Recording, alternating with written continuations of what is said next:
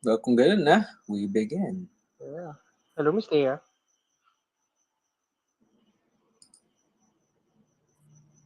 Hello? Are you? Naka-live na ako. That's great.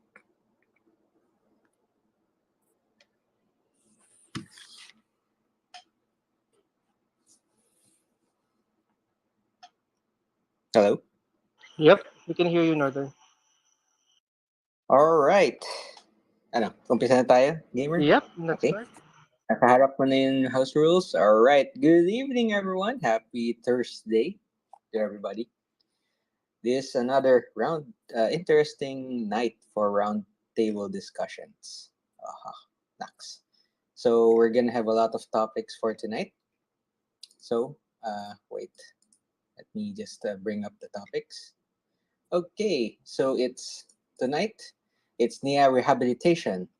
After all the things na nangyari, there's something happening.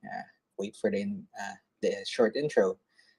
Miss Trixie Cruz-Angeles suspension for 6 months. Marcos Supreme Court dismissal of a current case. Well, current Supreme Court case. And the Taguig lawsuit, Makati Taguig lawsuit conclusion on what happens after. And of course, finally, the suit filed by Bayan against Miss Lorraine Badoy. And I think people are instigating more to come. So before we begin, my co-host Gamer will be introing our house rules for tonight. Gamer. All right, thank you very much, Northern. This is Gamer po. So I'll be discussing the house rules. Good evening, Mhm. guys. Thank you for attending roundtable discussions. We appreciate your interest in joining our roundtable discussion. To ensure a productive and enjoyable conversation, we kindly ask you to follow these rules and guidelines. Please note that the views expressed by the speakers during this discussion do not necessarily reflect the views of the entire group. Our goal is to encourage and hear all sides of the debate. Please note that the Twitter space will be recorded for social media sharing. During discussion, you will be addressed by your Twitter handle. If you're uncomfortable with this, please send a direct message to the moderator or co-moderator to address your concern. Please listen carefully for the moderator and co-host introduce themselves and provide an overview of the topic at the beginning of the discussion. In order to give everyone a chance to speak, we'll enforce a time limit for each participant's input. We have a new rule when it comes to time limit. You're given one chance to have 5 minutes to say everything that you want to say, and the following chance will be 2 minutes. All right. And if you wish to contribute to the discussion, please use raise hand feature. The moderator or co-host then call you to speak. If you would like to rebut while someone else is talking, please raise your hand and use a wave emoji to signal your intention. The moderators will provide you 30 seconds to express the rebuttal. We ask you to maintain respectful and open-minded tone throughout the discussion. Personal attacks, offensive language, or disruptive behavior will not be tolerated. This is a fun space where our goal is to sharpen arguments and get a general feel of the mood for other people's points of view. Let us enjoy the process of learning and exchanging ideas. Guys, let's start. Right. Thank you, Gamer. So let's start with the first one. It's really interesting, and I pinned two how do you call it pictures do actually not really articles dun sa topic. This is about the NEA rehabilitation or the Ninoy Aquino International Airport rehab. After the New Year's Day in NEA fiasco and several blackouts later, uh, yesterday, NEDA announced an approval of 170 billion PPP project aiming to improve the airport facilities and services, including the installation of a new baggage handling system and the expansion of the Terminal Building 1. Now, this is actually very close to us because at one point or another, we need the airport to go, well, travel, because the next best thing, especially doon sa mga island places natin, would be boat. Meron Roro, but it'll take you weeks bago makarating to the destination mo. Now, here's the thing. Uh, there's actually, and I posted here again, the MIAC, or at least a consortium of Philippine richest tycoons, uh, that actually gave opening bid Hanya. And NEDA just actually decided this. So, papabid pa yan. So, our first question is, do you think the NIA rehabilitation is needed? And was the fast tracking of this necessary, as they claim? And how about the alternatives? So, what do you think? Is it needed? Gamer, what do you think, just to get this going? Um, uh, I was actually listening towards kung ano yung discussion about this uh, ganito, NEDA approval. So, kanina was sabi is like the uh, unsolicited proposal was Mhm. rejected, and the solicited um, project request Ah, is so yun yung kino-consider nila. However, meron kasing points diyan eh. Sa MIAC kasi gusto nila is like 35 years. mm, Yung the other one is 15 years. Yun ang usap-usapan. mm, Pero according to some, even if NEDA approves this right now, it would take at least 2 to 5 years before maumpisahan. of course, So yes, and since it takes time, by then baka operational na yung Bulacan Airport. So 35 uh, years by in MIAC? Oh, can you yes, quickly pull that? We'll yes, we'll pull that later. But my yeah, raise you can hand. check. Again, everyone. We'll call each and everyone in turn. Raise your hand, and maybe gamer will try to find a Yeah, summary of the MIAC, the solicited point of view, because that's our second question yeah, for today. So yeah. just then, And and gu- yeah, and go. guys don't Okay. yeah, and guys don't forget if you want to use your 5 minutes, just tell me if you want to use that or the regular 2 to 3 minutes lang. Our rebuttals will be just limited to 1 minute. Or let's see, mag-request lang kayo. Go ahead. Go. Just then, Ethan. Hi guys. Good evening everyone. I'm not gonna use my 5 minutes. Yeah. Medyo ano lang no, medyo this is super needed talaga, the fast tracking of the rehabilitation. Kasi it is hard really to hope for a better tourism here in the Philippines, or kahit better investors coming in, or other ways for us to get more collections, or to mabawasan man lang yung deficit natin, if yung airport yung airport talaga, yung unang nakikita, yung unang nakikita ng mga turista or ng mga ibang tao would be that. Oh my God, I'm always in NAIA. So I think ano lang, a few days ago, you know what, sorry, walang air conditioning, sobrang init, and then when you go to other countries, super, alam mo yun, it's super different. Na parang, okay, ganda naman.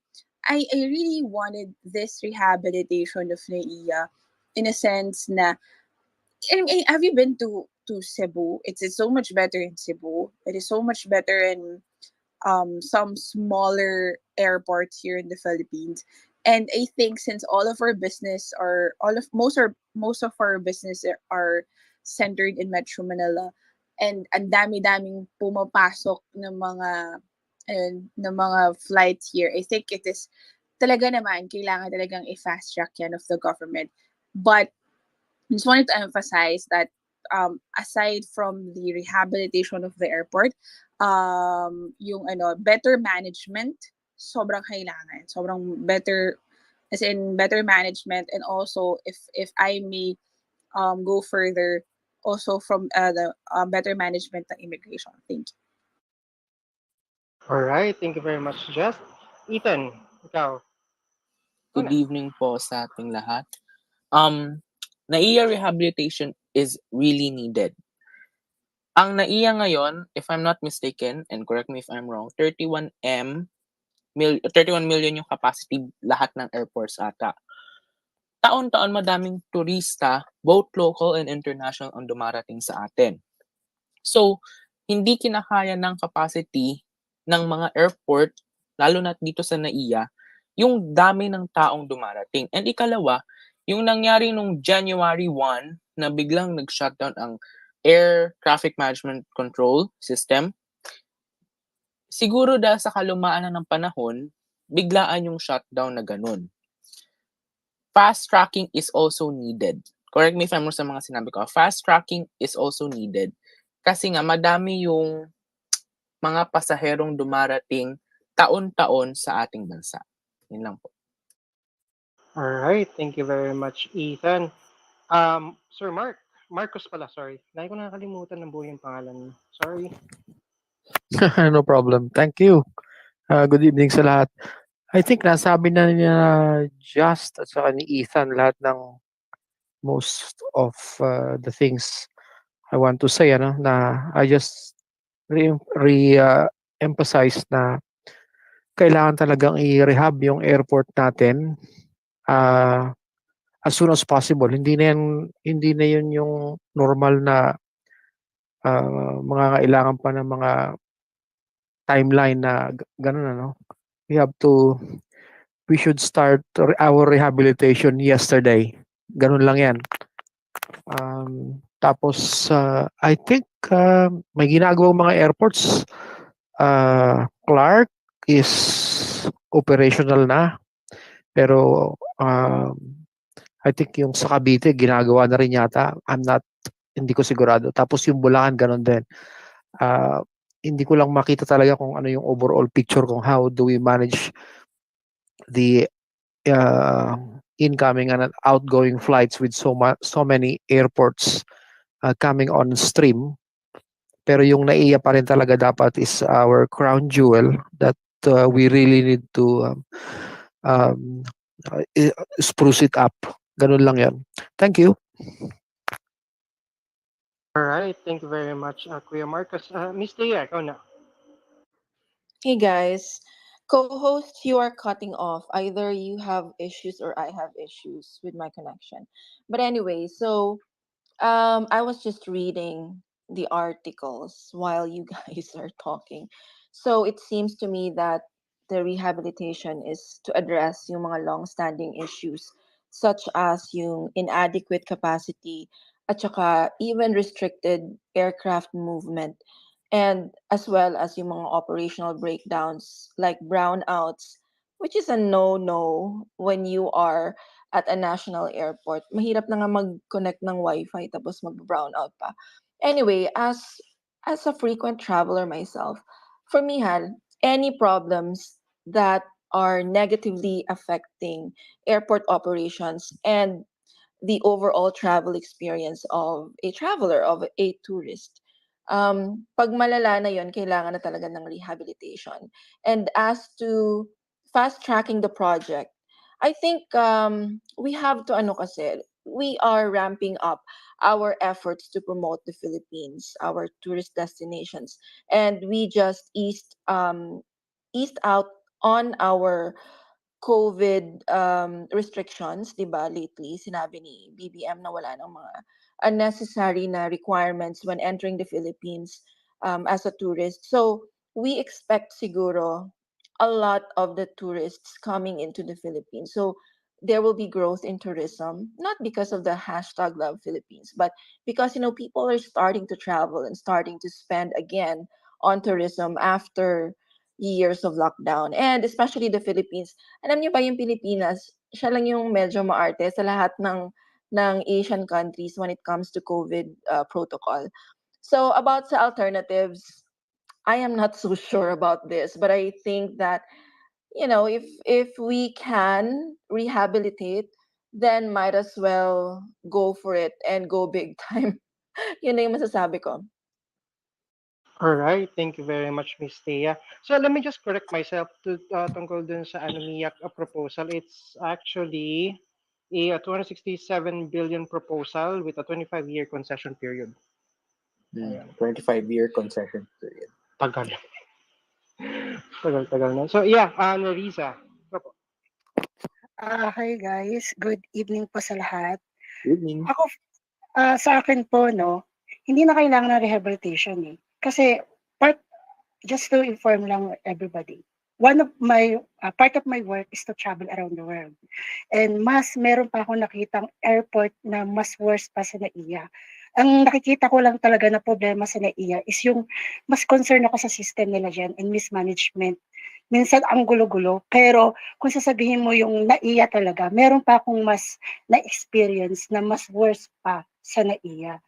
So, for me, kung ito yung na ano ba 'to, yung NEDA, napakatagal nito, eh, and napakalaki ng napakalaki ng timeline na kakailanganin. Siguro, ang problema lang kasi natin meron na tayong clerk, eh. Ang problema lang kasi sa clerk, ang NAIA kasi medyo congested na, eh, yung parang yun na yung pinaka-ano yun na yung pinaka-entry point ng Pilipinas.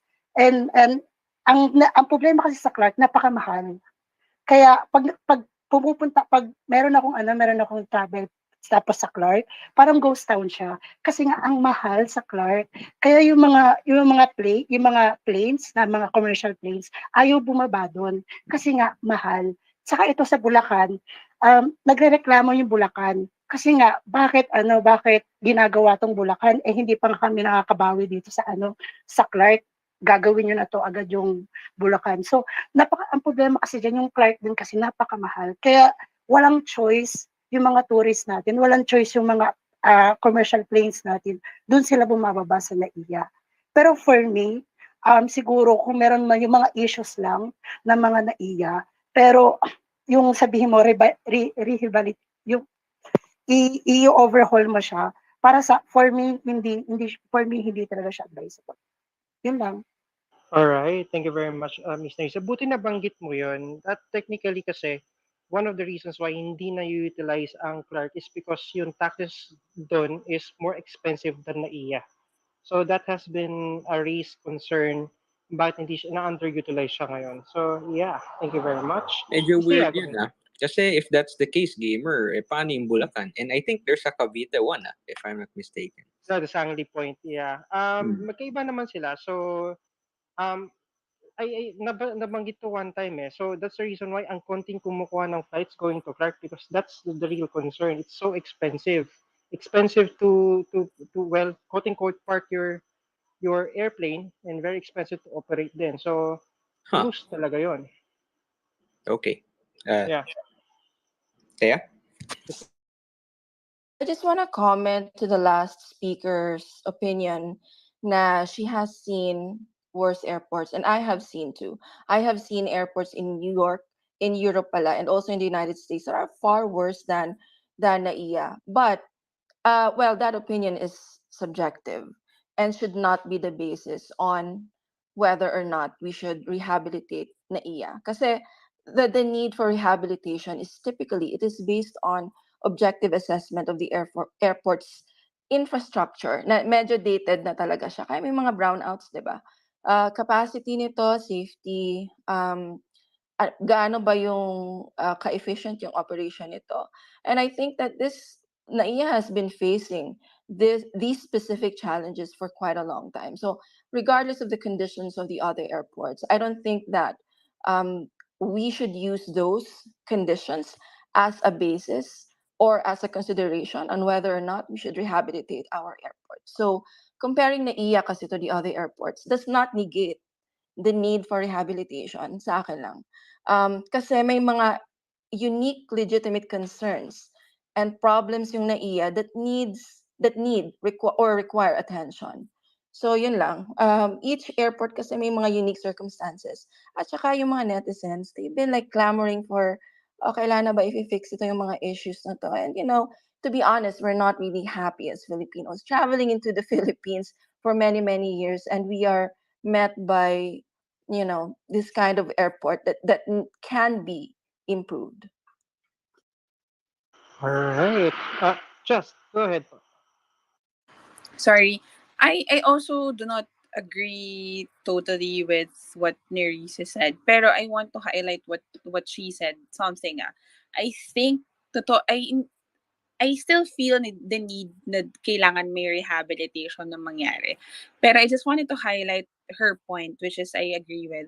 Yung dapat it's the management talaga na kailangan maayos. Kasi that requires almost nothing eh. Parang you just need to to better your leadership somehow or ayusin or alam mo yun, reevaluate kung ano yung mga nangyayari with the process and systematic or people management, etc. So that would create much change and pero kailangan pa din ng rehabilitation. Thank you. All right. So let us also remember also that the previous issues that we had with the IA is not technically the management as I've heard. It's yung dalawang issue niya is because of it is handled by CAAP and the last one was Meralco. So kung justifiable ba yung ano natin yung rehabilitation niya, it's for you guys to decide. Go ahead po, Miss Chai. Nako, yung rehabilitation, good afternoon everyone. Yung rehabilitation na NAIA, long overdue. But more on yung physical ano niya, I hope ang maalis at least man lang yung mga I don't know kung may mga nangyayari pa diyan, yung mga alingas-ngas, yung kasi kahit hindi naman siya ganun kaganda, pero at least sana man lang wala tayong naririnig na mga kagaya ng mga na-offload or na nadidelay yung flight. Okay na sana yun eh. Pero mas maganda pa din na yes, rehabilitation. Kaya lang ano din ako sa NAIA, every time na pinag-uusapan ng NAIA, there's always this argument na sinasabi, kasi there's someone interested in selling that property because mahal daw yan for real estate value. So minsan hindi mo alam tuloy kung legit ba talaga yung pag-brought up sa rehabilitate ng NAIA, or is it just a way para someone can say, okay, hindi na kayang i-rehabilitate, ano na yan, ibenta na lang yan ng property, ganun. So minsan nakakaano din yung mga ganyang news. So I hope mas magkaroon ng someone na I hope BBM can do that or someone can do that na maging firm sa decision about kung ano ba talaga ang maganda sa NAIA. Yun lang. Thank you. Thank you very much, Ms. Chai. Reform, go ahead.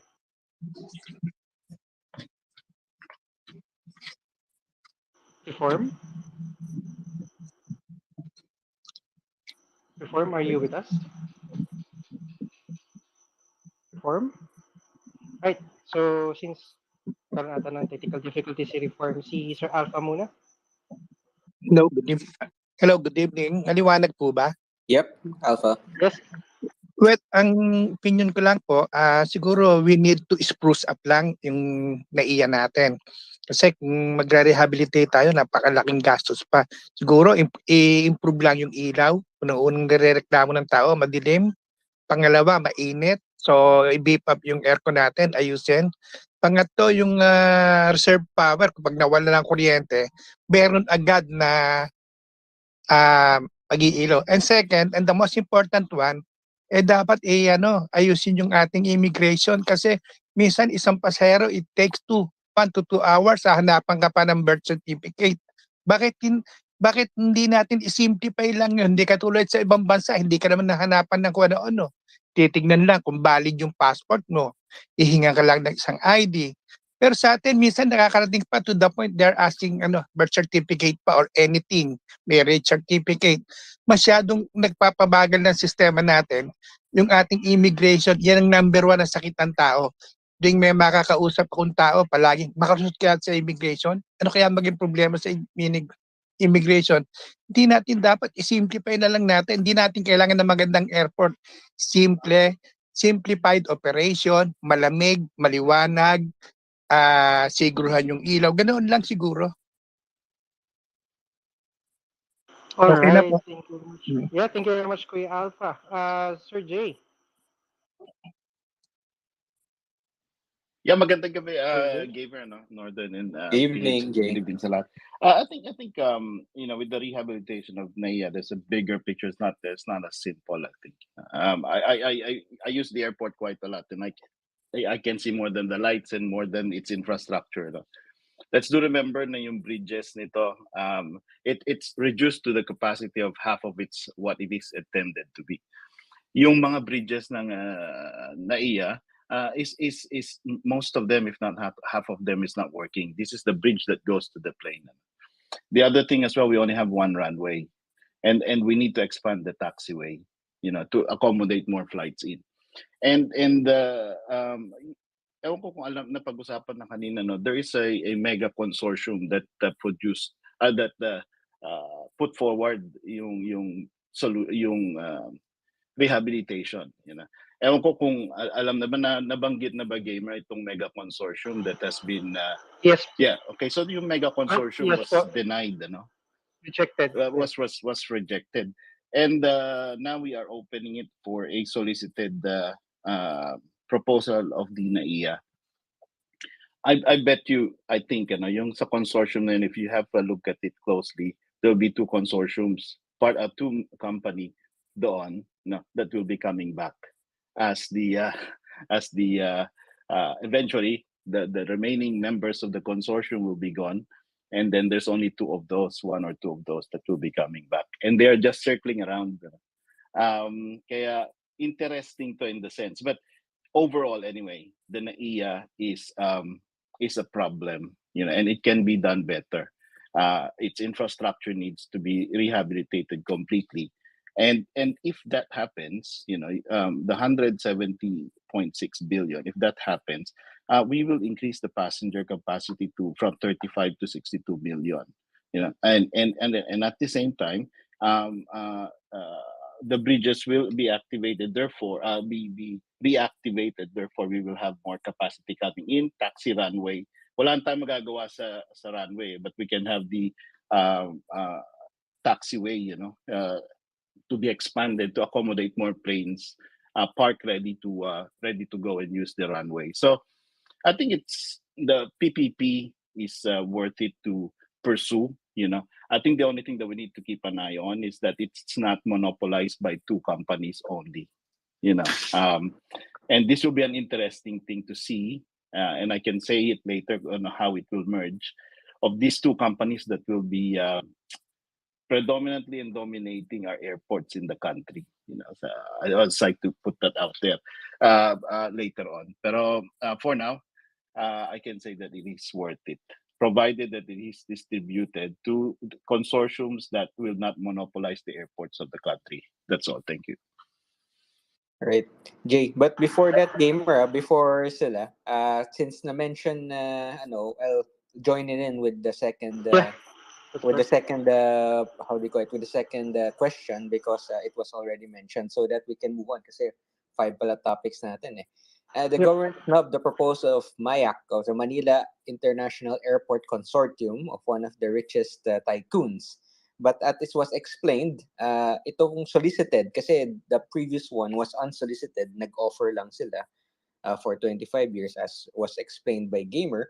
This one would be given out, at least this is solicited, meaning in government made a plan and it's going to be bidded out, if correct me if I was wrong there. So are you in favor of, well, again, since unsolicited siya, what do you guys think about it? Gamer? Sino next? Yeah, so let's remind ko rin po that you're all given 5 minutes, one 5 minutes if you want to use that. Sabihin nyo lang po, but then again, kung ayaw nyo po, di 2-3 minutes lang. Reform, okay ka na ba? I'm just gonna use this account. I'm having problems with the other Go ahead. Sige lang. national airport kasi they are the primary entry point for most tourists. So what I'm about to say is on the context lang with yung natin, yung tourist in terms of tourism kasi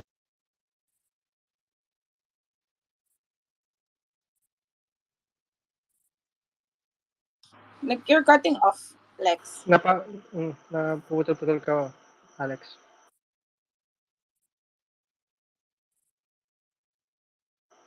Ayun, technical difficulty ata ulit si Reform. Reform? am I clear? Yep. Ulit. Yeah, you can try again.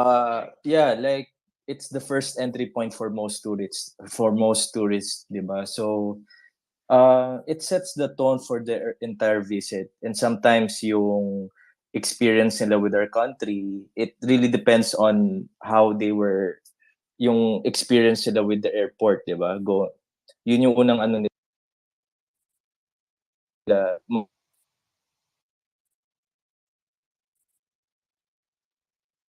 Napuputol-putol ka pa rin, Lupon? efficient is I'll speak la lang if may improvement sa, sa data. Sige, sige. All right. Sige. So Alright, next, Miss Tia. Uy, si Mark muna. Sorry, Mark. Sorry. Um, Forgive me, Northern. Could you repeat the question for me, please? well, actually, it's more of a conglomeration of the two. The NEIA rehabilitation. Do you think it is needed, and was the fast tracking necessary?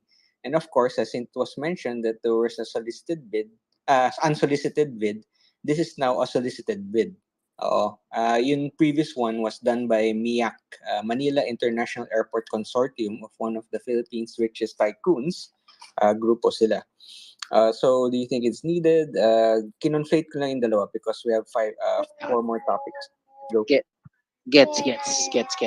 Okay, well, ang tawag dito, I wanted to ask those who are against it, those who are against the rehabilitation. What do you have against improvement? Is there a disadvantage for improving something? That's the question, eh. Which I think, if there is no disadvantage to improving something, then why are you against it? Diba? It's sorry, but I'm really I really want to understand what is the disadvantage for improvement, diba? Unless you're thinking of something else, diba? And then if you talk about benchmarking, you don't benchmark with the worst, you benchmark with the best, and then you try to go ahead and get to the better. Sabi nga ni Just nung nakaraan, it's your ano yun, ano yun, battle cry. You don't battle cry to be worse, you battle cry to be better. I think that's common sense, diba? And then you talk about the consortium, about, I think it's about, like, say, essentially getting help. Of course, once you rehabilitate and you're the government, you're not supposed to have the management wherewithal, or the business expertise to be able to say grow the investment and expand it, and so that it can be self-sustaining. Diba? So I mean, it's just logical to go ahead and get help for the things that's not your expertise. Yun lang naman. Thank you. Alright. Thank you very much. Miss Tia? Sino ako? Yes po, Miss Tia.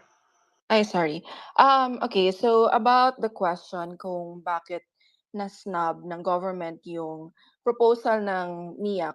Well, I just read again the article, and it seems that I can see why they snubbed it, because it this is a multi-phase 267 billion unsolicited proposal for the rehabilitation and development of NAIA.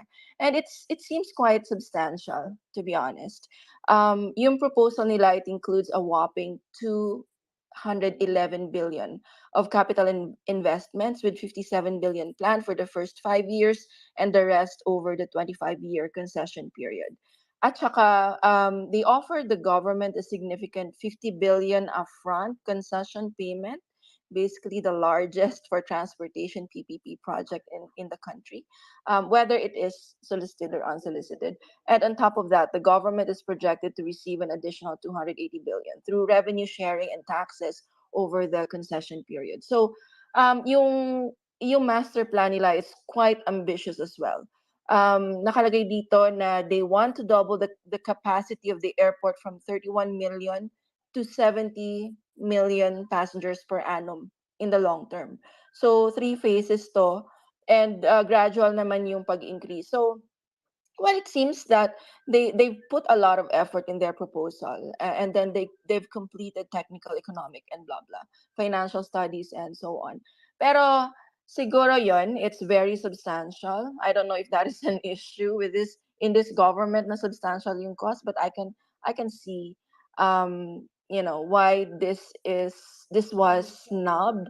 Pero yung MIAC kasi, they believe na yung proposal nila is the quickest daw and the most effective way to rehabilitate and to modernize NAIA.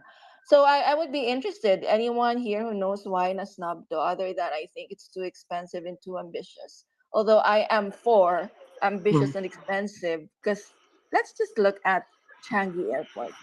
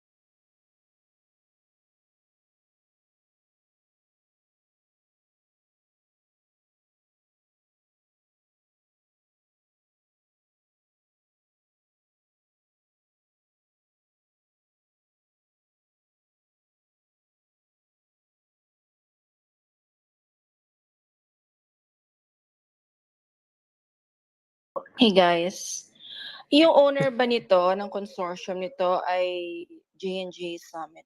Tama ba? Hindi lang sila. Okay. So, okay, sorry. There's Nakita a ko lang to. Philinvest group So yata. yun lang, I don't know where I got cut off. Pero for me, yung nakikita ko lang na baka na snub to kasi, well, number one, it's unsolicited na proposal. It's very expensive. It's very ambitious. It is a 25-year concession. And also, for me, go big or go home. And titingnan ko lang yung pictures ng Changi Airport for inspiration. Because, we deserve the best as people. Char. Anyway, so, yun lang yung nakikita kong issue. Bakit na snub to? But personally, for me, I would have been, it would have been interesting to see what the plan could have become. Since yun nga, napaka-ano niya. Sabi nila, their proposal daw is the quickest and the most effective way to rehabilitate and modernize NAIA. So baka may contribution si Jay dito about this, bakit na snub. Yun lang, guys.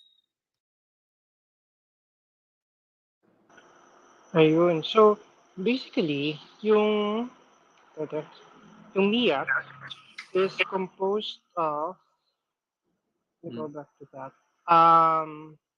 Boitis, Infrastructure Holdings Corp., Asia's Emerging Dragon Corp., Alliance Global Infra Corp., Ilinvest at JG Summit. Okay, then in turn, si Jade and Ethan. Okay, I'll just speculate na lang, ano, it's a speculation alert. Yeah. Okay, so Sure. who is the original MIA? So Boitis, AC Infrastructure Holding Corp. Who are they? Yes. Yes po. Ano po sila? Wait lang. Ayala Ano po siya? Corporation. Hindi po siya ata. Aboitiz, Ayala. Asia Emerging Dragon Alliance, Philinvest, tsaka JG Okay, so Summit. Philinvest is Gotianun. Okay, so and then we do have one foreign investor, no? Infracorp as well is there. Infracorp Development. Okay, and AC is Ayala Corporation. Let's focus on Aboitiz. So this unsolicited was turned down despite it was good. Why? Because we want now a solicited. No? But if we look into outside of NAIA, ito yung sinabi ko kanina, I am for the rehabilitation of NAIA because of the problem that I set forth kanina, no, yung sinabi ko about the bridges, about the taxiway, but not to monopolize our airport. Now, who on the Lagundingan airport, that is awarded to Aboitiz? The Cebu consortium was bought by the Aboitiz. The Bicol was awarded to Aboitiz. Our energy is Aboitiz. Okay, so I'll just leave it at that. No. So, yung terms of reference nito, sabihin, let's say, kaya mabilis kasi gawa na yung terms of reference. They was saying, but kaya tinurn down ito na yung pinakamabilis? Because the terms of reference is ready and the financial closing or financials of the said project of MIAC is ready. But tinurn down. That will be recycled back. That is a speculation, take it or leave it. And Aboitiz will be ready, if not partnered with Ayala, ready to take over and put a bid because they're ready. They have the terms of reference. They have the financial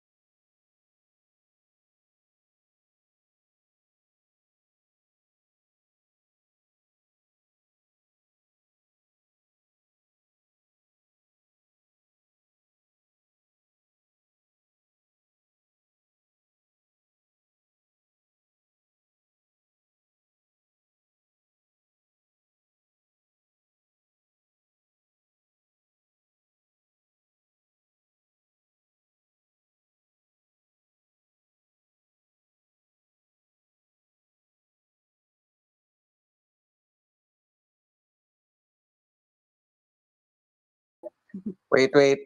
Siguro ayaw ni Nia pag-usapan siya. So I think we move on. Yeah. Sorry guys, na-blackout tayo. Wala eh. Ganun talaga. Ayoko na nga opinion niya.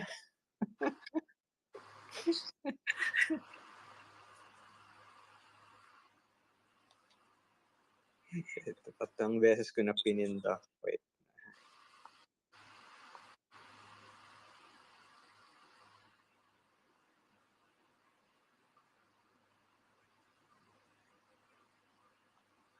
Oo. Actually, the fun part is I think close to the heart ni Richard Hidarian to because he's been stuck in the airport for several times. Hello everybody. Nag-switch na po kami ng service provider. Nag-switch na po kami ng service provider. Proud na Because proud it's pa tayo not sa service working. provider natin. Okay lang. Maloka. Last na lang to, gamer, kasi ayaw yata ni Nia pag-usapan siya. So, Ayaw niyong NAIA. Pag meron tayong NAIA curse eh. Yes, please, okay, please naba-blackout help. tayo. Yeah, please help Oo. me share the link. Jesus. Alright. Sige. Okay. If okay na yan, okay na yan, Jay. If not, Ethan. Wait lang, sorry. Hi For this guys. topic. Yeah. Okay. Hi guys. Sorry. This is the last time that we will nagpalit na kami ng service provider. So pasensya na po kayo. This is so much Okay. more stable. Thank you. Ethan, if you'd like to talk about this subject, pero last na to kasi again, baka may curse dito. Naba-blackout tayo. So it's the first time it happened twice. So again, yeah. Northern, can I just finish Sure. up? Sure. Finish up the point. In-inform ko lang si Ethan kasi siya yung last na nag-speak eh. Sabi ko, if nag-ganito pa rin to, I don't think abot kasi we have to give the other topics time din. So go, Jay. Go. No. So I think I'm in favor, of the rehabilitation, provided it's not monopolized by a certain company only. It has to be hopefully na yung reject, and with this new solicited rehabilitation proposal as a bid, would open up the market a bit more, kasi it's becoming, I'm not comfortable, personally, to have only Aboitiz running. It could be the cases where the power as well is run by Aboitiz, and the power to the server of Twitter in the Asia might be run by Aboitiz. So that's why we're being cut off when we expose them. So, pero there's a lot of airports already. And there's plenty for everyone. So I think I'm hoping that the government will choose someone that is the likes of RSA, the like of perhaps MVP, Ayala, But tama na yung binigay natin sa Aboitiz, I think, about airports. That's all. Yeah. So I was actually tanong ni Miss Teo yung kanina why it was rejected. I was actually trying to see then the reason why. Is it okay for me to discuss this? No, then. Go lang. Sige. Yun, parang sinasabi dito that comment. the chosen private concessionaire will be asked to pay an upfront cost of 30 billion and annuity payment of 2 billion. So the main difference between the two proposals was the length of concession period. MIAC wanted 25, while the government provided only 15 years. So MIAC is opted to participate in a solicited bid if it continues to believe that it can provide project best vision, service, and pricing at NEDA's approval projected cost. Ang projected cost kasi nila is 141 billion eh. So probably one of the two things that they've considered, yung cost at saka yung concession period, which is 25 years, is too long. Yeah, but 25 years actually standard din. But I guess tama ka rin, gamer. Okay. Yeah. Ethan? Siguro mas Good evening. good evening po. Siguro mas maganda na open bidding, hindi lang isang company ang gustong mag-rehabilitate or magkaroon ng move to rehabilitate. Kasi siguro well, hindi naman vocal, pero siguro may mga duda pa rin na baka may magkaroon ng corruption dun sa consortium. At least dito sa open bidding, kung sino may makakuha na contractor, masya-shrug off yung ibang duda ng public na magkakaroon ng corruption kapag ni-rehabilitate yung NAIA. Pero wala pa namang vocal na may mangyaring ang anomalya dun sa rehabilitation, but that is good na open bidding. Yun lang po. Right. Thanks, Ethan. And with that, I think ayaw ko na ma-blackout. I'm scared, gamer. Ako din, scared ako sa NAIA curse. Oo nga eh. So,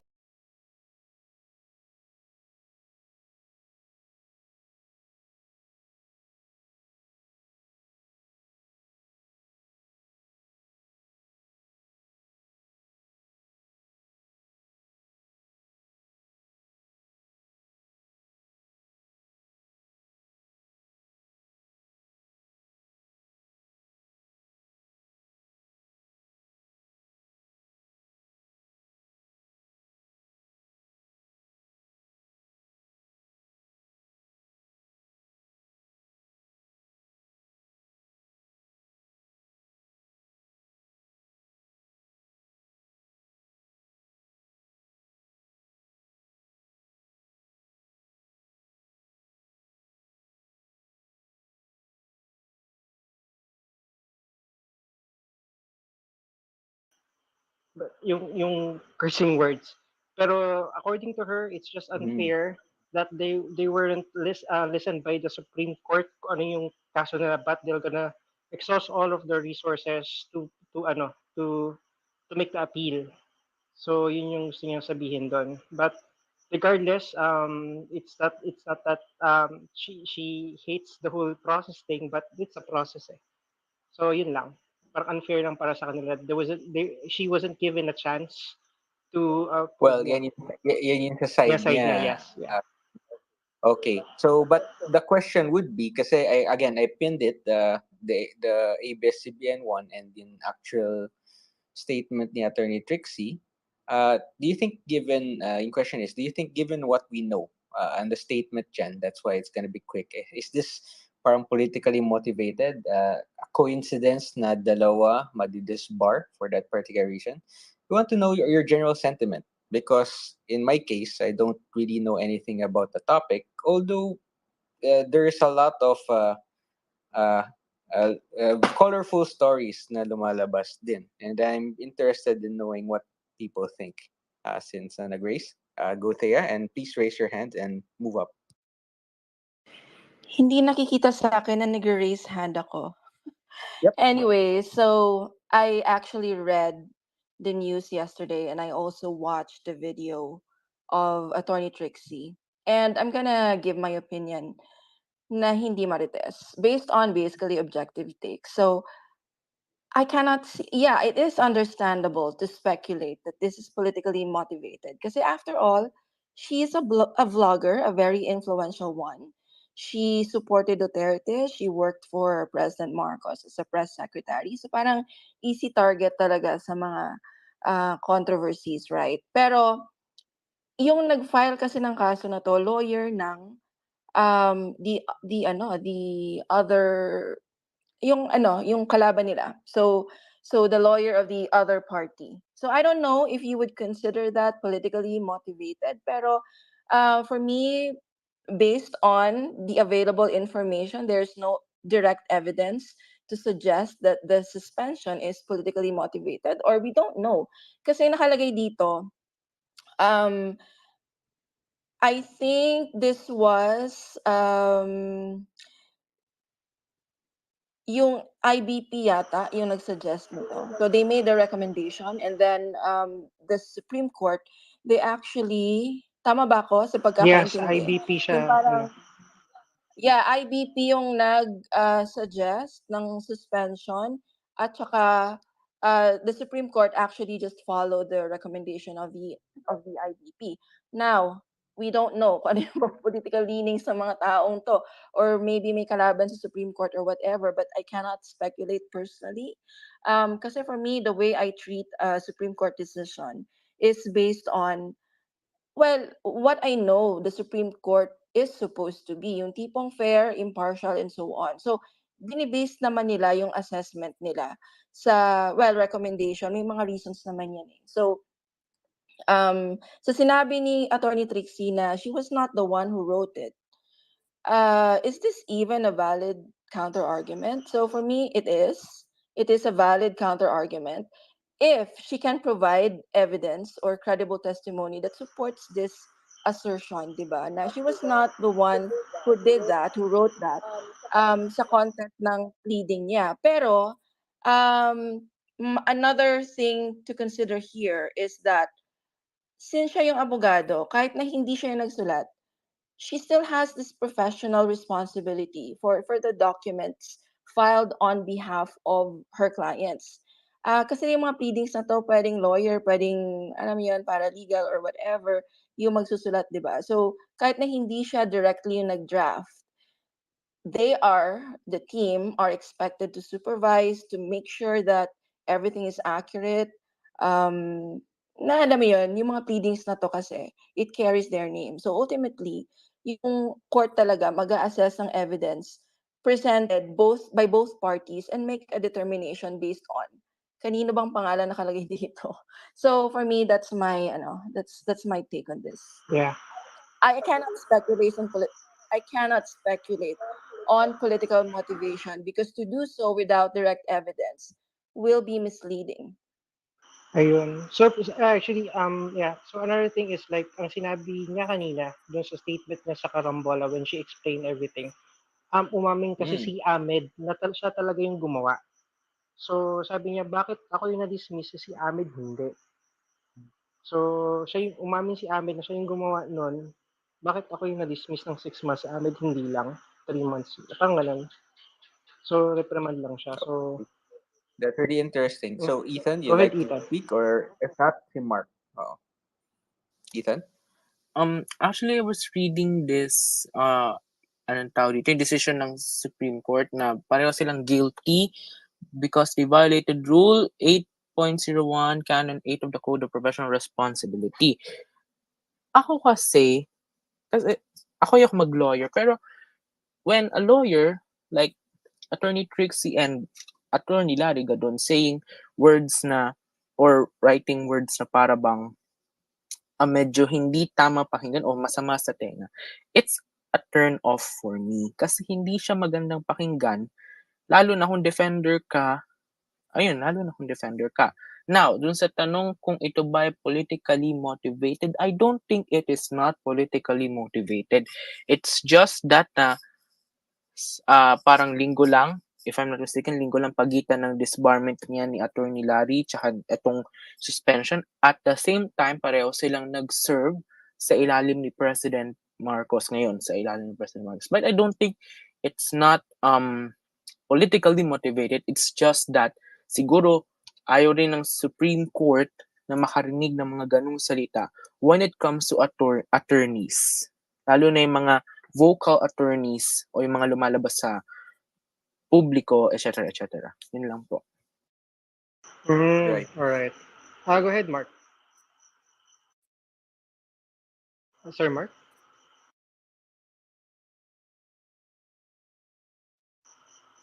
Sir Mark?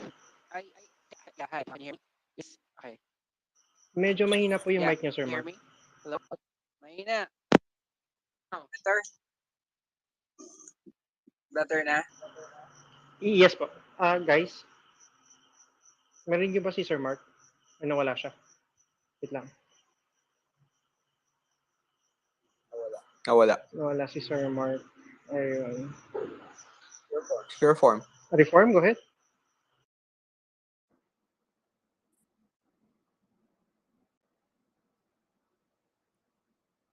Hello?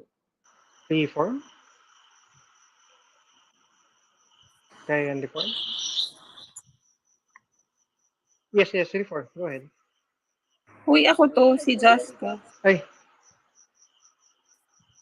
Mamaya na si reform siguro. Sir Mark, okay na ba yung mic mo? You can start speaking na po. Try natin. Ayan. Mic test. Mas Okay. okay na, sir. Alright. Ito kasing case ni Attorney Trixie, medyo alam ko kasi yung case nila na versus Iglesia ni Cristo eh.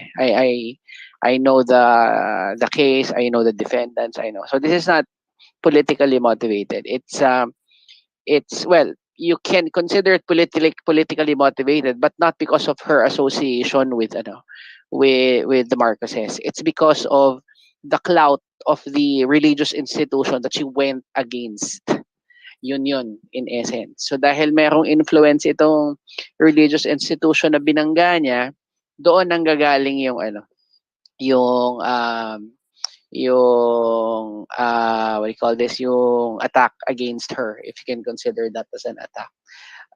Yun. So kung political man siya, it's based on the political clout that the religious institution has. Yun. Thanks.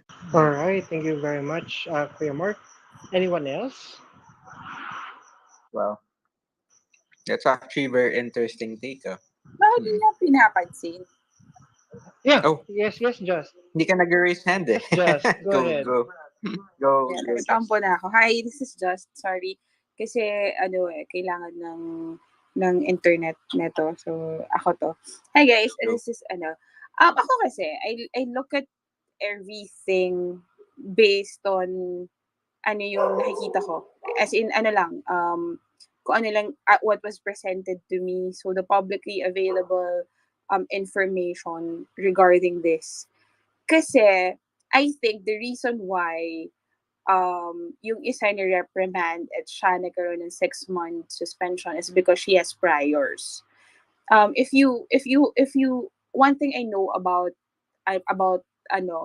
about lawyers kasi, and yung, di ba kung mapapansin inyo, I think you just, sorry, you just heard about Attorney Larry Gadon, pero maraming nasususpend yan. Even Facebook post, merong na-disbar because of a Facebook post. May na-disbar because of a relationship with the client. So they're really specific about that. Feeling ko nga, ako lang to this is just an assumption. Feeling ko nga, because of what she's been saying publicly, na hindi siya nabigyan ng pagkakataon or hindi nakita this one and ganyan. Baka ma-contempt pa siya eh. Kasi, I don't know, may ganun din kasi yung mga lawyers, diba? Ay, yung Supreme Court, na parang if you will question the decision of the Supreme Court, you can just say that you will file rebuttal. Ano nang tawag doon? Appeal? Sorry? Appeal? Appeal and reconsideration. Pero you cannot accuse the court of not giving you, parang ganun, not being fair, not giving you avenues to state your case or not looking into enough details of it. Kasi if meron kasi, 'di ba, parang if you're up for suspension or if there's paano nito, kung may reklamo against you or there's something, parang nila yan, binibigyan nila ng chance yung the people in question. Well, yeah, pero I don't know. I just want to see, I just see things as it is, kung ano lang yung publicly available information. So, yun lang. All right. Thank you very much. Just Ethan, go ahead.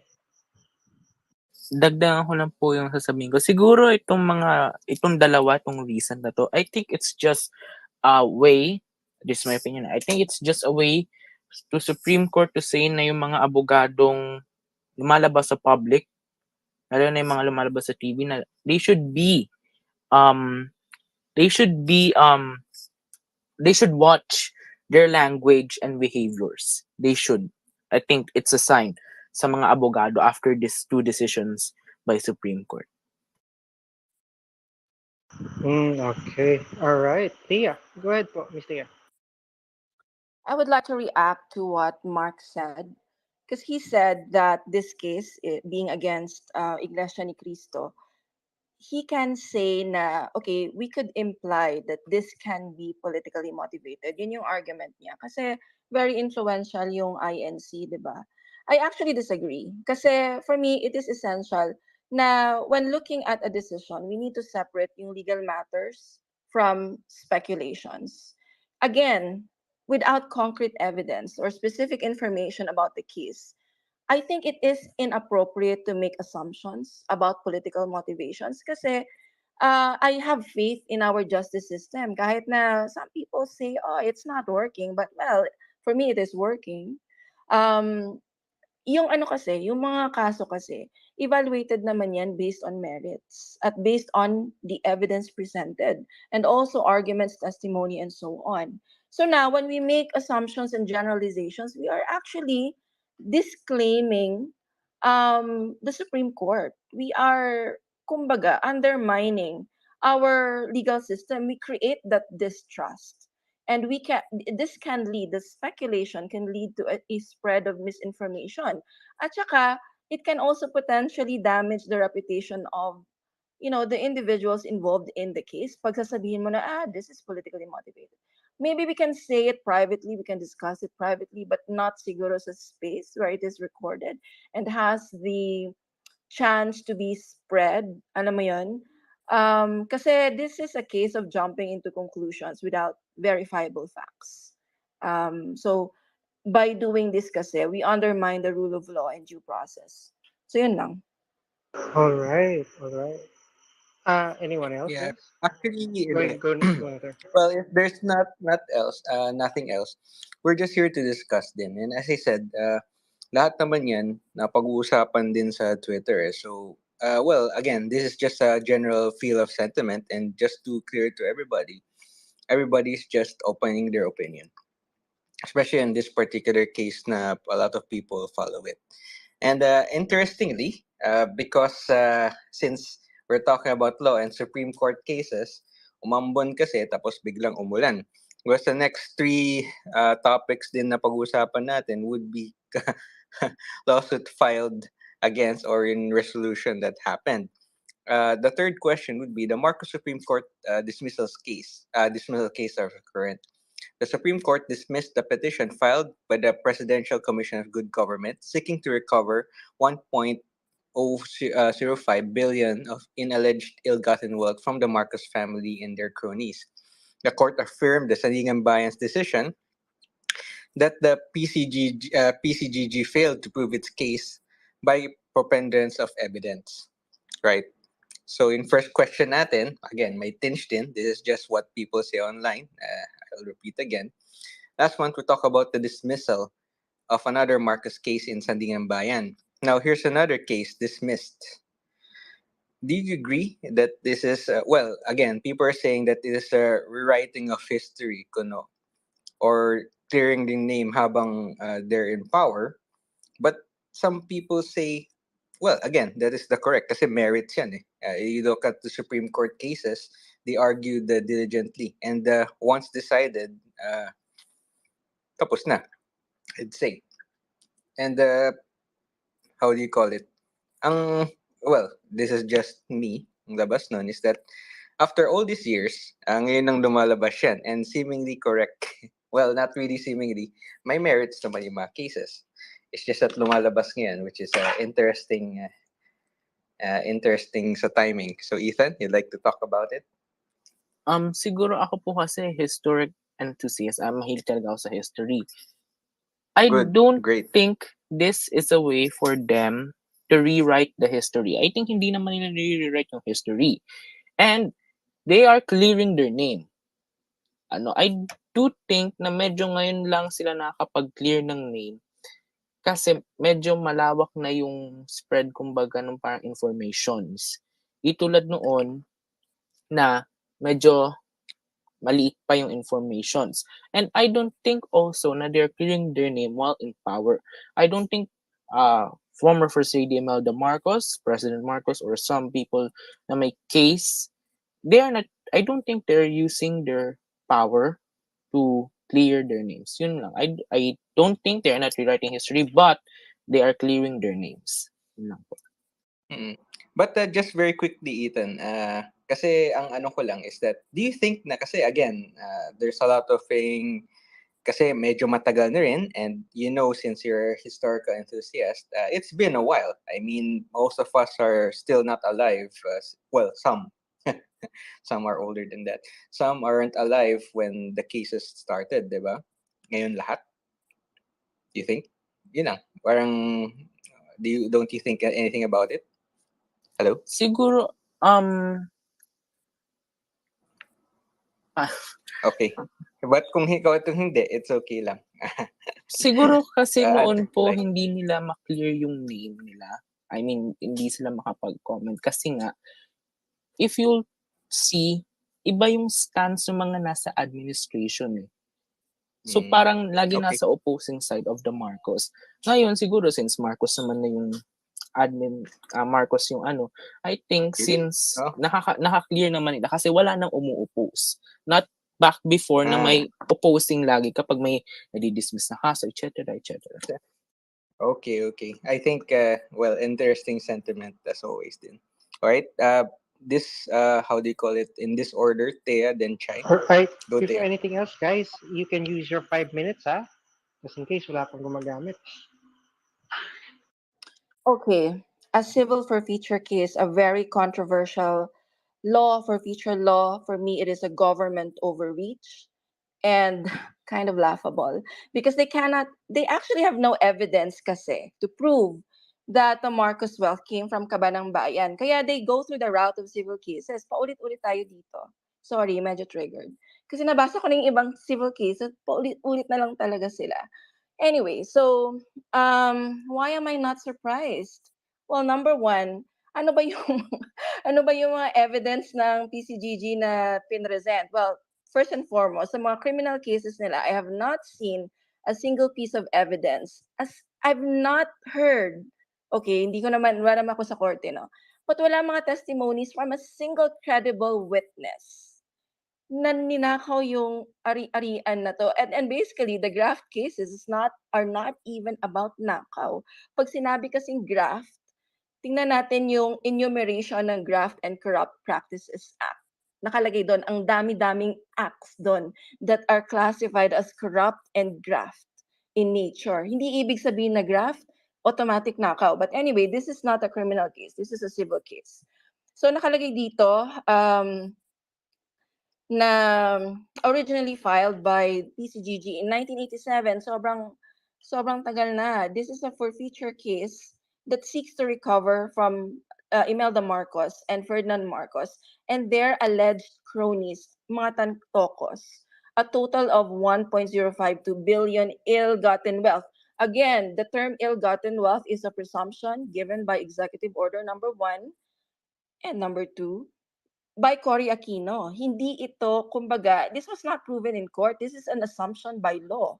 So, medyo ano siya, technical to, na medyo na hindi siya naiintindihan if you do not revisit Executive Order number 1. Pero, ito kasi, yung evidence na pinresenta nila, hindi man lang original dito, mga photocopy. It reminds me of the New York trial.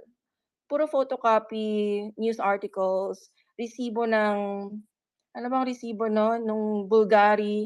I mean, when I buy a piece of jewelry, tapos may resibo ako, automatic ninakaw na yun. I mean, it does not even prove anything. It's just a resibo.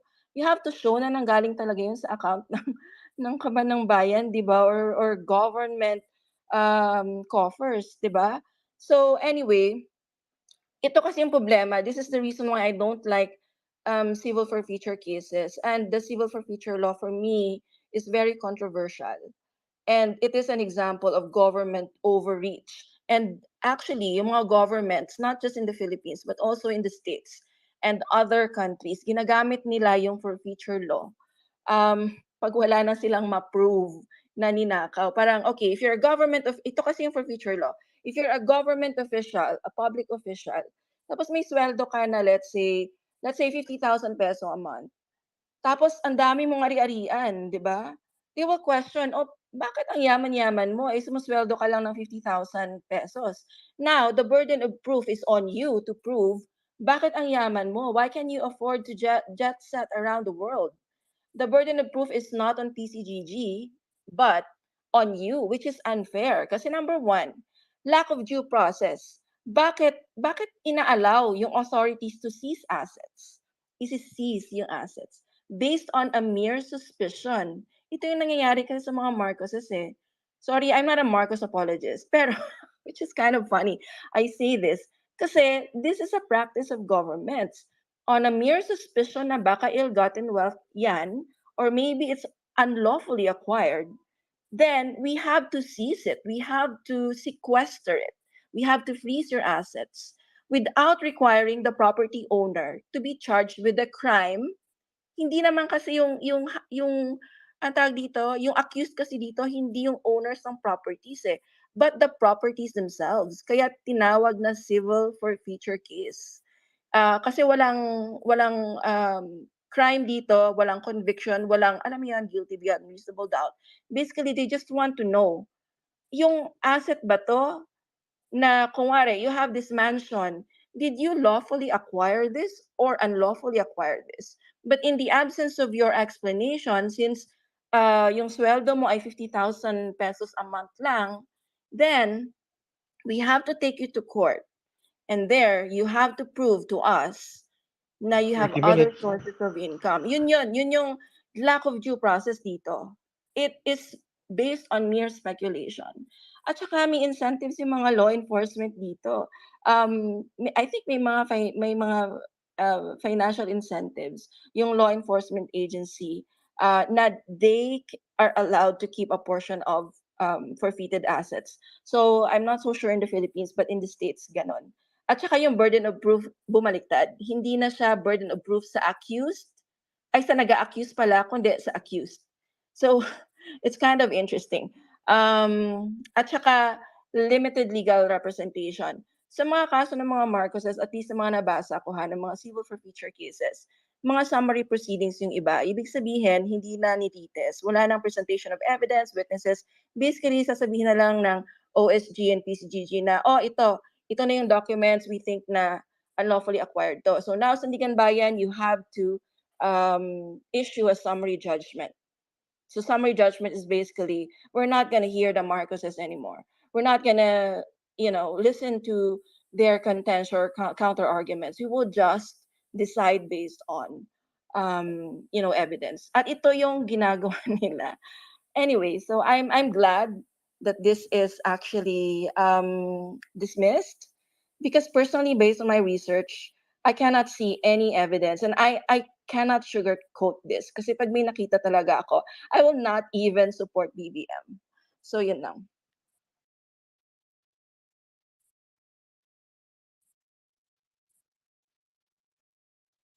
Alright, nawawala yung mga hosts. Alright, sorry. Sorry, kinakain ng pusa ko yung cheese whiz. Importante sa akin yun eh. So, ngayon, Miss Chai, go ahead po.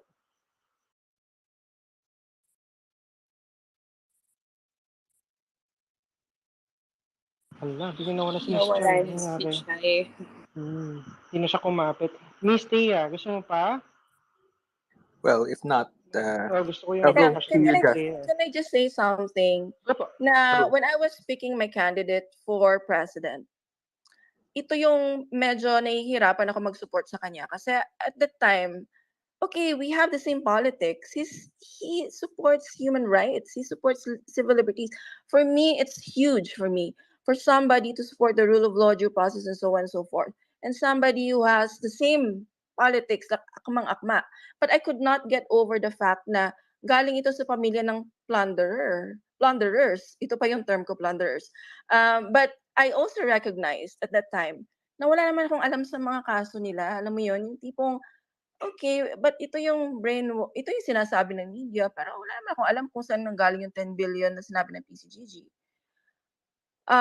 So, yun lang. I mean, I guess if we want to know, we have to seek. Alam mo yun, and read. At yung condition ko talaga, I can never support Amanda Rambong. And I've never seen any evidence. We can speculate, but we have to look at evidence. Yes, go ahead, Miss Chai. Hello mga host. Ay, Miss Chai, go Nagkape ahead. ba yung mga host? Baka kailangan magkape. Sorry. Anyway, yung ano ko lang sa sinabi ni Ethan kanina na are the Marcoses clearing their name? Ang ano ko dun is why is it seem to be praised like clearing one's name is such a wrong thing? Kung ako, yeah, okay, they are clearing their name. Why? Because they were not given a proper forum time or whatever back then when they were being persecuted by the whole country, by the whole government. Wala silang pagkakataon noon na ipagtanggol yung sarili nila, when in fact even FEM back then wanted to come back to face all the charges against him. Cory did not allow that, 'di ba? Isa nga dun sa unang ano niya is hindi makabalik yung mga Marcos. So paano doon pa lang dapat in common sense yung mga tao na tatanungin mo, bakit parang yung tama pinipresenta as something na mali? Why is clearing one's name being presented like it's a bad thing? I don't see anything wrong. Back then, nung hawak ng ABS-CBN, which is pinakamalaking critic ng mga Marcoses, when they dominated the mainstream media, the Marcoses obviously doesn't have a chance to prove themselves. Ganun ka-powerful ang mainstream media noon. Kahit yung mga dyaryo, pagkaalyado ng mga Marcos, wala, sinisequester. So obviously, walang chance. They don't stand a chance of explaining themselves, you know? Tapos sinabi din ni Thea na yung mga allegations kapag hindi nag-akma doon sa ano mo, yung property mo, i-assume ka agad na ninakaw mo yan sa bayan. Kasi pag ganun yung gagawin, if we use that to all of those who were in government before, ang dami nating pwedeng halos lahat siguro ng umupo. Pwede silang makulong or hindi lang yung mga notable na like let's say Abad. Can Abad explain his wealth? Can Drilon explain his wealth? O baka ng media, parang di pinapa less yung issue about their wealth in comparison to how much they are receiving as a public servant, you know. Anyway, gumulo na ako kasi ang daming yung pinag-uusapan na magaganda naman. So, yun lang. Thank you. Yan. Tawag gamer, yun Sal N, no? Hello? Yep. Okay. Just, you like to talk about it o hindi? Ako, I want. Go. Hi, guys. Hello, I'm coming from a perspective of Adilawan here, because I don't know if you know that ever since I was 16 years We old, know. I've been part of. Yeah, I'm just saying. Baka hindi nila alam eh. Sorry. I'm speaking from the perspective of someone who has the formative years dun sa Liberal Party. Right now, kasi, how am I gonna say this? I'm supporting the current government because I'm supporting the current Marcos administration in the merit of I have my whole respect to the whole electoral system, to the highest form of democracy, which is basically the elections. I believe that the president won the election, that he has the majority, the mandate of the 31 million who voted for him. And I sincerely think that supporting the president right now would pag nanalo, kapag if he if he prospers, the Filipino prospers. Yun yung nasa isip ko. But anything about the past, anything that would rewrite the history, kasi I know very real people who were victims of martial law. I know them personally. I talk to them. They're part of my close circle, and I cannot discount that. But here's the thing. I also respect the decision of courts. I also respect the decision of courts, Sandigan Bayan, SC, or even small courts. Kasi if you do not have the respect for the judiciary na, there's nothing, wala na talaga. So if if the Supreme Court or the Sandigan Bayan decides that walang merit the case, if the evidence is not really enough para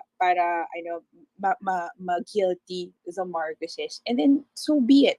That is the truth. Kasi sila yung nakakita ng documents, sila yung naka-hear ng mga witnesses. Kasi if ang magiging way of thinking na ng mga tao is if yung desisyon ng korte o desisyon ng eleksyon ay hindi is not the same with how you see things or how you want things to happen. So, ano na yun? Ano to eh? Nanalo si Bongbong, dinaya nila yan. Or, na-acquit tong mga Marcoses, binayaran nila the Supreme Court. That is not how things should be. It doesn't matter if you're a Dilawan or Kakamping or DDS or whatever. You have to respect the whole electoral system. You have to respect the decision of courts. Regardless, kahit surveys, kasi kapag question nyo na yung process, there's no point of argument. Kasi the judiciary is there for a reason. The election is there for a reason. So it doesn't matter if it is in favor of the 30 candidate seconds. that it shows. I'm good, thank you. Right. All right. Gamer, you okay? Oh, Yeah. okay. Si Miss Tia, go ahead. Someone said earlier that the reason why it's easier, I guess, correct me if I'm wrong. Someone said earlier na the reason daw why it's easier for the Marcoses to clear their name is that wala na masyadong opposition.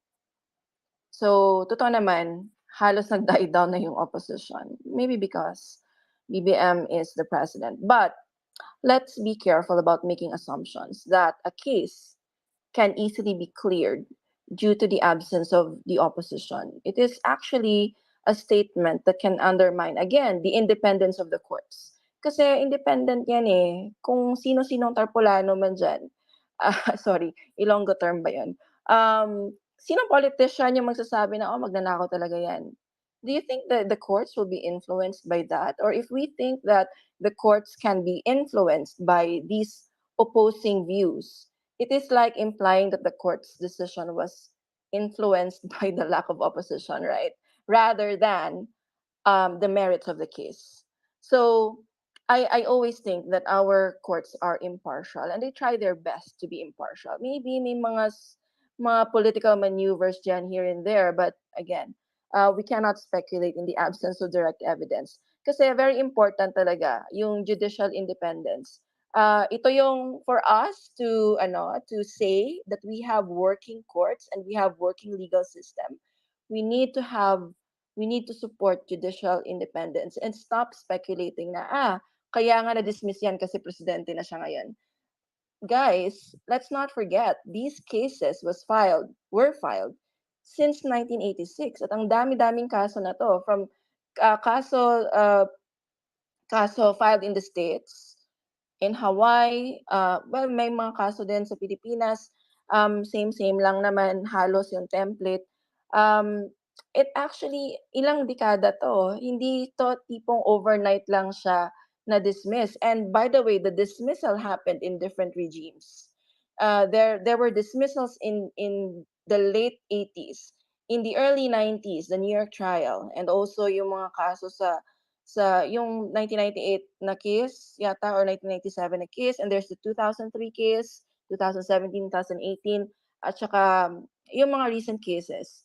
During the time of different presidents, hindi natin pwedeng masabi na kaya lang to na-dismiss kasi malamang nawala na yung mga opposition or very minimal na yung opposition or President na si Duterte. I see BBM. When it comes to rewriting history, I guess we should separate yung dismissal ng mga kaso na to from the broader discussion of rewriting history. Or alam mo yan, yung parang we are inaano natin yung Marcos family history, ginagawang positive. Kasi for me, the notion of rewriting history, it involves intentional manipulation and distortion of historical facts. So now, when we think that ito yung mga dismissal ng cases na to was influenced by yung motibo to rewrite history, the Philippine history, it would be inappropriate to make these assumptions. Kasi, again, it is as if we do not trust the courts. So, yun lang. And also, for me, if we are talking about the best source of facts, and if we want to hold a position that is well informed, and yung facts na interpreted by actually facts that are challenged, based on information that are challenged, scrutinized, debated for years and years in court, I guess ito yung ito yung for me the more superior kind of information versus the opinions of historians, politicians, even quotations from Lee Kuan Yew, or even citizens, bloggers, mainstream media, and so on, na hindi man lang challenge, and then we take those statements as facts or as more credible. For me, there's nothing more credible than the decision of the Supreme Court. Kasi ito yung peer-reviewed, ito yung peer cross-examined, at saka verified by the justices. Yun lang. All right, thank you very much, Miss Tia. Badoy? Well, actually, very succinct yung topic, and I'll reserve my right to talk about it siguro sa conclusion na lang, which is reserved because I have some views on it. But it's actually it's not more of view because tapos na eh, but it's more of a conclusion lang and an observation din about politics. But in light of that, we will skip the second question. That did the PCGG failed to provide the evidence because since 36 years na siya, let's say they did at least, right? So the next topic would be Makati Taguig lawsuit conclusion. Gamer, you'd like to at least intro that subject? Yeah. Wait. I'm just pulling up. Sorry. All right, kasi it is an interesting thing. It went sa radar natin because it's a recent addition sa. Well, actually, it's a recent conclusion din, but it has some ramifications, especially if you're living sa metro. Makati, meaning doon sa old center of Makati natin, Poblacion, well, Poblacion, nandun ba, etc. Then Taguig, which is a BGC area, and Patero. So, it's gonna be interesting, Gamer. You'd like to talk about it? Hello? Yeah, sorry, hindi ko makahanap yung question. So, hindi. Okay, sige. Let me intro na lang. Okay, Makati Taguig lawsuit conclusion. The Supreme Court has put an end to the land dispute. If just a brief backgrounder for everyone, there's a land dispute between the city governments of Makati and Taguig in connection with Fort Bonifacio Military Reservation, where the Bonifacio Global City Complex is now located. Diba? The court earlier ruled that disputed properties are within the territorial jurisdiction of Taguig City. The court denied in finality the Makati government's omnibus motion for reconsideration for the court's December 1, 2021 decision. Right? So final na yan. Not only that, I think there's going to be a few, let's say several barangays, I think that will be 10 of them, that will be given, not really given, that is rightfully Taguig's, that was served formerly by Makati. So, it was pinned sa taas. Actually interesting vlogger, political salot, Hans really made a topic out of this. And it's actually a really interesting thread. I'd invite everyone to look at it and listen to the explanation after. Because well, again, kung considering a few people tapos a shift lang yan, it does change significantly a landscape sa Metro Manila natin. Even a possible, well, a lot of cities kasi are connected with political families. And in that particular sense, it is been a while. Medyo matagal na tong suit na to. Several mayors have gone through it. And it's an interesting thing to talk about. And since nandyan na si Political Salt, you'd like to intro this? Hans? Go ahead, Hans. Ako? Gusto mo bang gamitin yung 5 minutes mo, Hans? Intro mo lang. This Or is intro ka lang? Makati Taguig lawsuit conclusion. I think it's okay. I kind of talked about it a bit because I don't know. Again,